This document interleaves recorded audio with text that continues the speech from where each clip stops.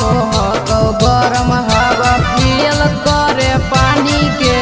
तनियो सन ख्याल करे अपन तो जवानी के आगे बहो गरम हवा पियल करे पानी के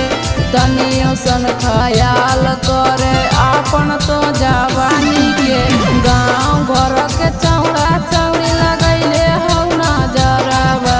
गाँव घर के चौड़ा चौड़ी लगैले हौ नजरबा से मारी दे तो लूक चौड़ी लहंगा भीतरबा से मारी दे तो लूक चौड़ी लहंगा भीतरबा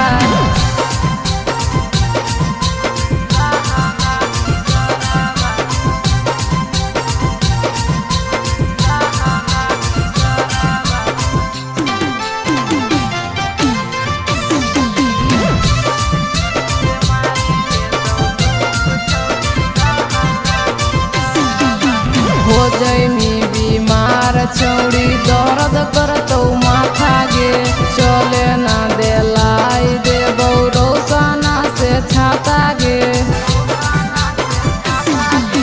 हो जैमी बीमार छौड़ी दर्द करतौ माथा गे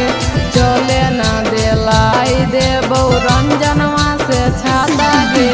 अभियो हमर कहल माने घूमे न जइयो नहरावा